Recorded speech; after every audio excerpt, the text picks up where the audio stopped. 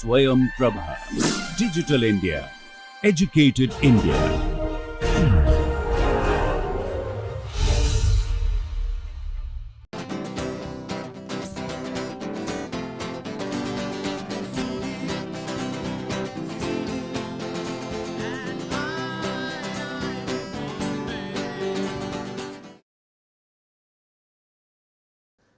Welcome you all to the next class on Inorganic Chemistry of Life, Principles and Perspectives.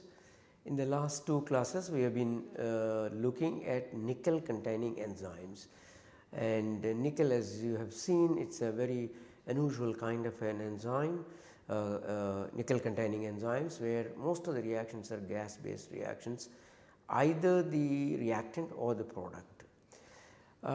So, today we will look at another category of enzymes based on the nickel, which is popularly known as carbon monoxide dehydrogenase. Okay, so this is in the short form is referred as CODH, carbon monoxide. CO is for carbon monoxide, dehydrogenase DH, so CODH. CODH, carbon monoxide dehydrogenases, are there even in the aerobic bacteria where molybdenum is present, not the nickel. But here therefore, we are going to look at only the nickel containing one, not the molybdenum containing one.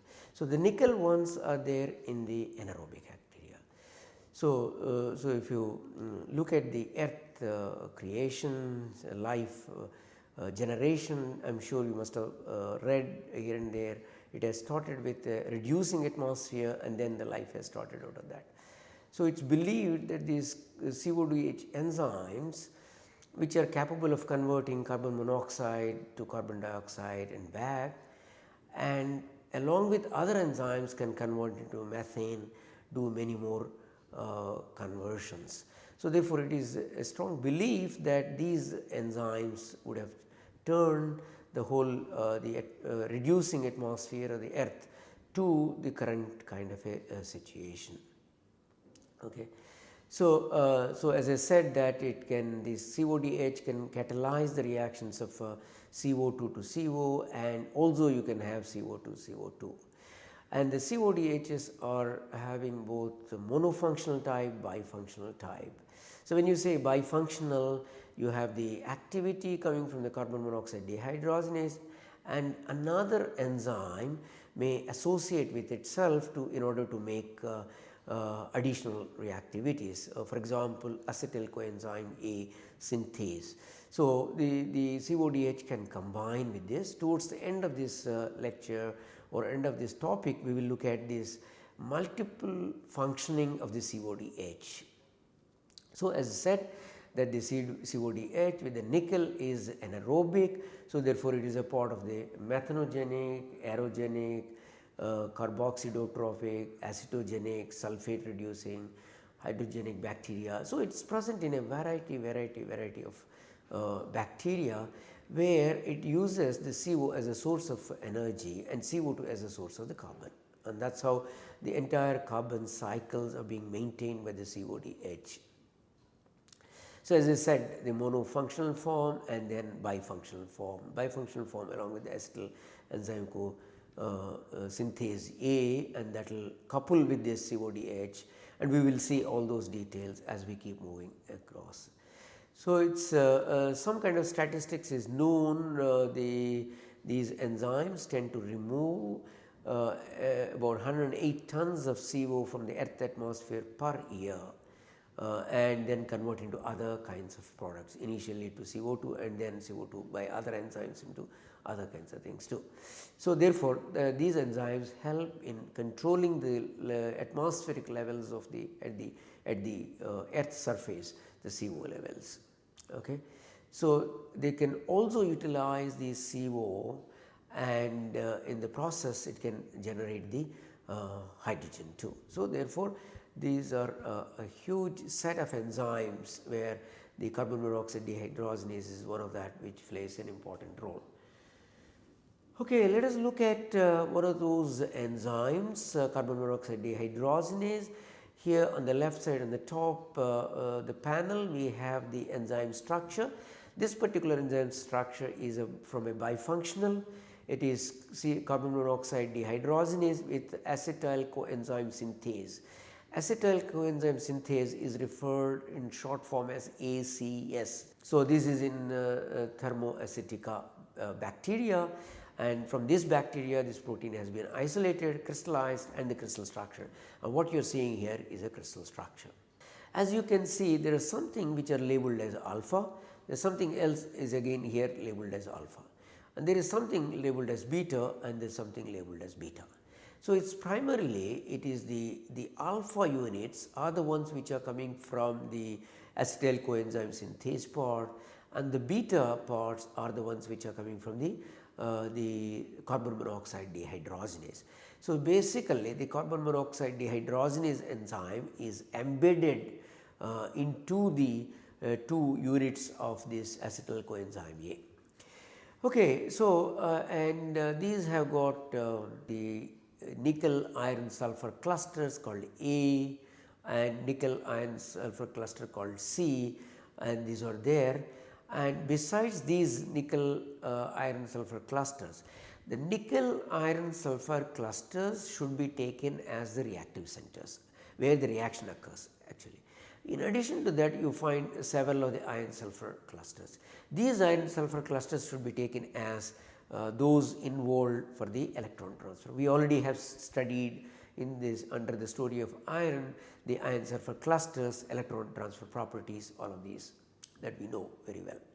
So, as you know, the CODH is in the center part of that as a beta units and flanked by the alpha units into this. So, into the central core of the enzyme, and each of these have got the nickel iron sulfur cluster of different types that you have for the reactivities of this. And this total enzyme in this is 310 kilodalton, and it contains 7 4 iron 4 sulfur clusters. These can be seen in the later slides much more with clarity, of which one iron sulfur cluster is in this, other iron sulfur cluster is in this, remaining 5 are present within these between the beta subunits of the CODH. Okay. And among those 5 you have 2 are the B type, 2 are the C type, 1 is the D type. So, 2 beta type, 2 C type and 1 D type of the iron sulfur clusters are embedded into this. And as I said in the later slides, you will clearly see how they are and how they communicate the electron transfer to this thing. Okay. So, these are all involved. The catalytic activity, as I mentioned, is through the nickel iron sulfur clusters, and the electron transfer is through the just simple iron sulfur clusters of these. And these iron sulfur clusters, the interior ones then of the B type and D type, these clusters transfer electrons away from the C cluster, and these carry towards the external reducing proteins, redox proteins, not reducing protein, redox proteins, that is like for example ferridoxin. So, in the acetyl coenzyme synthase, the active center is in the alpha unit, there is one more in the alpha unit of this one. So, the rate of the conversion of the CO to CO2 by these CODH kind of enzymes of the nickel containing one shows rates of 40,000 per second inverse, and these are basically diffusion controlled because there is a lot of gas molecules are involved in this. So, K cat by Km is around 2 to the 10 power 9 mole inverse second inverse at 65 degrees Celsius. And as I was talking to you about A cluster looks like this. This part is the iron sulfur, this part is the nickel, these two are connected. And this is C type cluster, this portion is the iron sulfur, this portion is the nickel part of it, is the green one, nickel part of it. So, this is the iron sulfur, these two are integrated. So, these two are a bit different in nature, okay, and these are present accordingly in these enzymes. Okay, as I told you earlier that you can see that the 5 iron sulfur clusters you can see here, 1 here, 2 here, 3 here, 4 here, 5 here, that is how it is. So, these are all present in the CODH and one each is present in the acetyl coenzyme A synthase. So, that is how you can see that they are all separated by 10, 12, 13 angstroms from here to here, here to here, here to here, here to here. So, these are the ones which couple the electron transfer and they do take electron from C to B and D and then finally give it to external redox proteins like ferredoxins etc. in these ones. This is one of the centers of the nickel iron sulfur cluster which is reactive center and you can see the surrounding how it is. Now, a crystal structure of one of these CODH ACS crystallized under high pressure and the pressure is used by the xenon atoms. So, that means xenon atoms have got crystallized in the open space or the cavity. So, this blue one is the one where you have a kind of a tube like structure where the gas passes through and in a enzyme that is a free space. So, this free space is filled by these xenon atoms when you pressurize and then you can see the path of the gas how it moves from one to the other. So, this portion is from acetyl coenzyme synthase, this portion is acetyl coenzyme synthase and this part which is in the center is the one coming from the carbon monoxide dehydrogenase and you can see the 5 clusters here, the iron sulfur clusters which you have seen over here. Okay. Now, you understand the skeletal aspects of the structure of the CODH coupled with the acetyl coenzyme A. So, it is a very thing. Now, let us come to the reaction. So, in the reaction of this you are talking about the C cluster of nickel iron sulfur cluster with the nickel center here. When you pass carbon monoxide so for a period of time then this would tend to attach to the nickel center over here and this the neighboring iron center has the hydroxyl which will act like a nucleophile. So, the nucleophile will be acting on this CO or carbon monoxide which is bound to the thing and for that you require a deprotonation and the deprotonation is triggered by the binding of the CO here will bring some changes in the protein which will pull out this proton out, therefore, you have a O minus and this O minus will attack on this particular CO and then form an intermediate. You see that NiCOOFe. So, you have a bimetallic intermediate is a bimetallic intermediate is there. Now, this is due to further entry of water and conformational changes and this will come out as CO2 and the proton and that will lead to the cluster in a slightly different redox state of this one. Okay. So, you have a different state and this particular different state of the redox state as you can see over here. So, this is regenerated back to this by using a coupled reaction. Okay. So, this is the B type oxidized going to reduced, the B type iron sulfur cluster oxidized will go to the reduced and then it oxidizes the reduced part. So, you have a reduced form of the nickel iron sulfur cluster here and this is reoxidized. So, the oxidized one will get reduced and this reduced one will get oxidized and that is given to ferredoxin. So, therefore, the B cluster of B iron sulfur cluster is communicating the electron with the ferredoxins outside. Okay. So, now you understand. Okay. You return back. Now, this one as you can see the carbon monoxide binding, carbon monoxide conversion, this and release is called like a ping.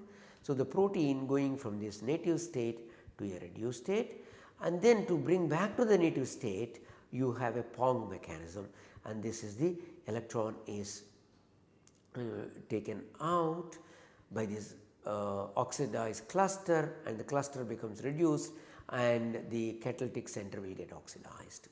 So, you know that always when there is some reduction, it is always coupled with an oxidation. You should see always that one.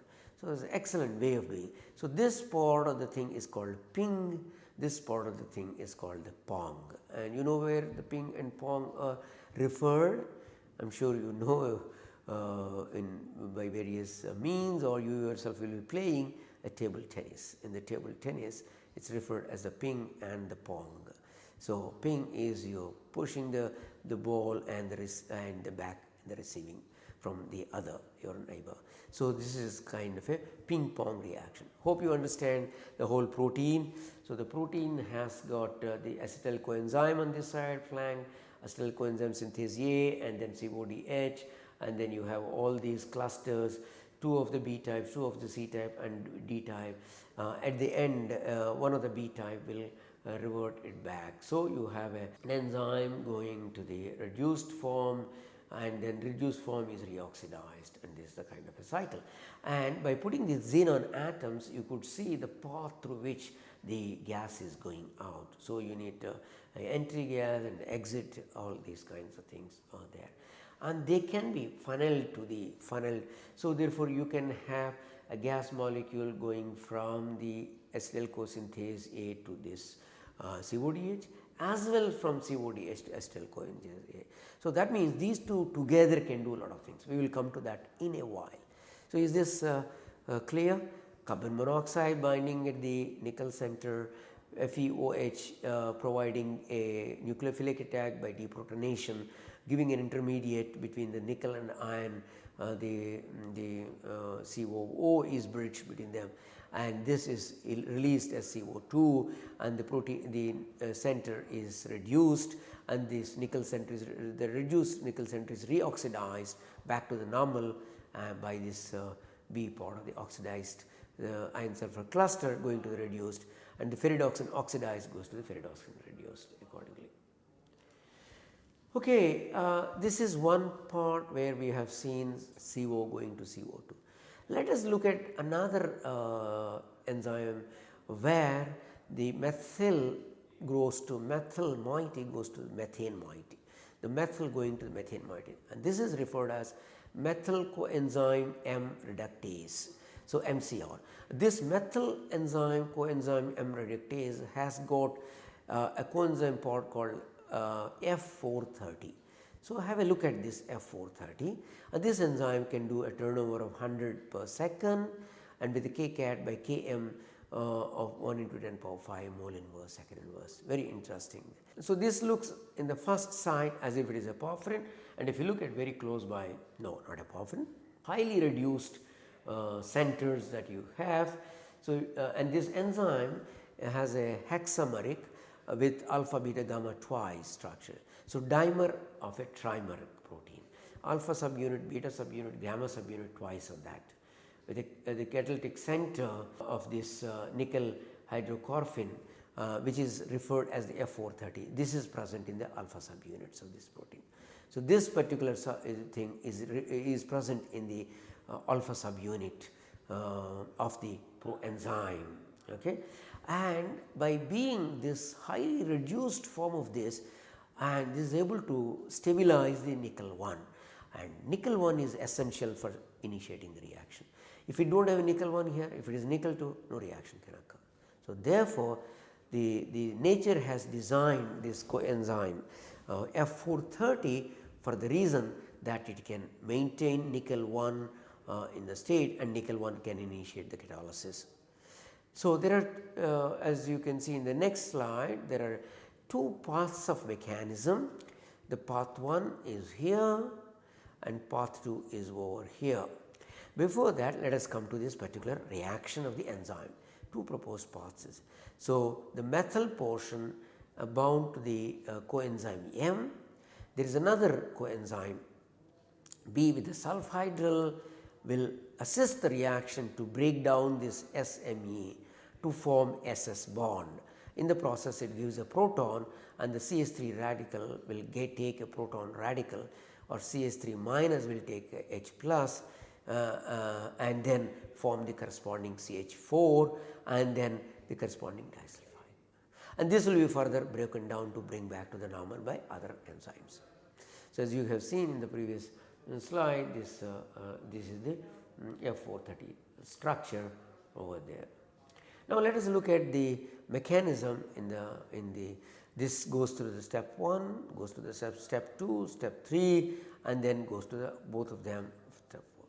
And this also goes through the step 1 different type, step 2 different type, step 3 different type, then common. So, that means they come to a common kind of an intermediate at this stage, which leads to the product of this. Okay, nickel, which is in reduced form, is called nickel 1. Nickel 1 now can act like a nucleophile.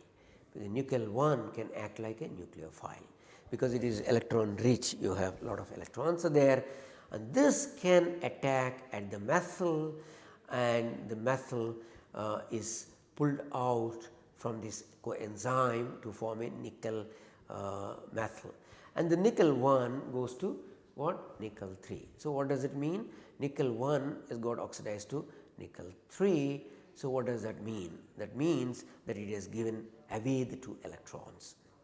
So, it has given away the 2 electrons to make this one and then bind to itself. That means CH3 minus you are getting into this. So, now the nickel methyl moiety and then you get the other part, the COMS SH part of that, where the proton is coming from the this counterpart of the thio part of this. And now this forms a nucleophile, attacks on this particular thing, and then that will pick up the methyl as the methyl radical with the H. So, therefore, you get the methane out. So, once the methane out, you get a intermediate structure like this, and this intermediate structure is returned back to the disulfide, and this disulfide will further react to get back to the individual ones, that we do not need to worry. So, pickup of the methyl from the coenzyme by nickel 1 converting to nickel 2 methyl, nickel 3 methyl, and now this is being assisted by the other one CO coenzyme with SH giving away the proton, and that leads to the creation of this radical, and then attack here to form the thiol kind of a radical, thiol disulfide thiol kind of a radical, and that goes back. On the other side here, the nickel 1 can, instead of taking away the methyl, can attack on this to make a break into the methyl radical, and this methyl radical is sort of initiates a radical into this spot COBS dot, and that methyl radical will take a hydrogen. That means the methyl is picking up the hydrogen outside with the other one. So, these two are two different kind of a mechanisms. In this case, straight away the methyl getting to nickel 1 going to the nickel 3, and here you are not proposing nickel 1 and nickel 3, the kind of a nickel 2 both. And this particular thing takes up proton, and then from this and goes into methane, and that forms this, and this again attacks on this and forms this particular intermediate, go back to that. Okay. So, in all these, so these are the kinds of proposed mechanisms, and we are not going into the details. Both of these are possible to be giving the final product. At this stage, we do not need to worry which of these are fully supported by the experimental or some computational, which I am not going into the details. At this stage, you take these two as the two mechanistic aspects of it. No, so you have already seen CO to CO2 CO going to CO2 conversion. Now here coenzyme methyl going to methane conversion, and then let us look at the third part is acetyl coenzyme, how it functions. Acetyl coenzyme will do what? It will do acetyl moiety synthesis. So, what is acetyl moiety? So, acetyl moiety is COCH3. So, that means you have to get CO. So, get CO, get CH3, and then you form a bond to get enzyme bound CO CH3, then break this one, break this part of it.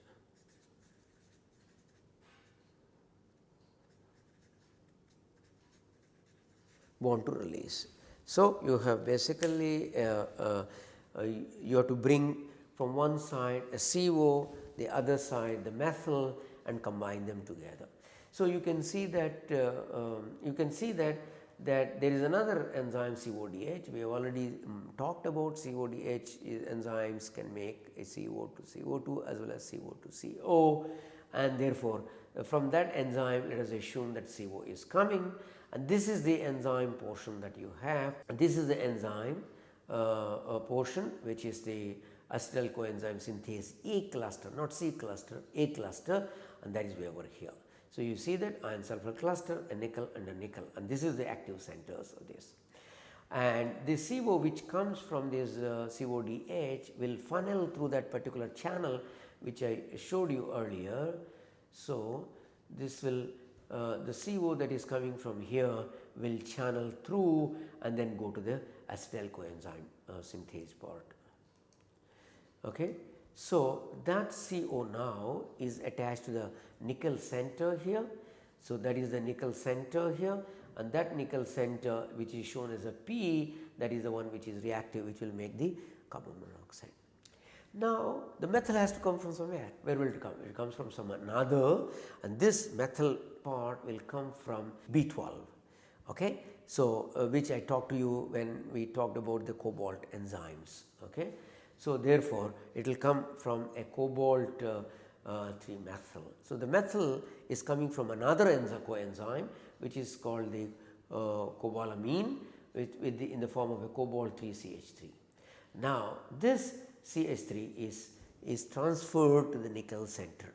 Now, the CODH is transferred CO, and the cobalamin transferred the methyl, and both of them transferred onto the platform of the acetyl enzyme synthase ACS, acetyl coenzyme synthase. See that? So, one part is coming from one enzyme, other part is coming from another enzyme, and here you have the acetyl synthase coenzyme. Now you have captured both the CH3 and CO. Okay. So, methyl CO is coming from CODH and methyl from cobalamin, cobalt CH3. So, the two joining together, and this gives, and both of these will give to the acetyl coenzyme synthase. So, you will have CO, you will have CH3, and this will go as ACS CO CH3. Okay. So, that is where the enzyme part is making. So, you can see that this formed the COCH3, and this will further undergo redox to get the cleavage of this and go back to that as CO minus A and then enzymes. So, you see that. Okay. So, you have multifunction, CODH is multifunctional as I said earlier. So, you can see this very simple, but otherwise it looks very complicated. So, this is the part on the right corner, you have the folate kind of thing where you have the carbon dioxide and they convert it to the methyl, and this is further funneled through the thing and given, and you have an enzyme where the CODH gives the CO and this folate enzyme giving this one methyl and get onto the same as COCH3 form. Just now I explained to you, and this is the other part of the enzyme. This enzyme will come out as a coenzyme synthase, and this will be further cleaved to give the acetyl part. and this will go further reduction to the CO2 part of it, water, and then CO goes back. So, multiple, there is an enzyme working in this.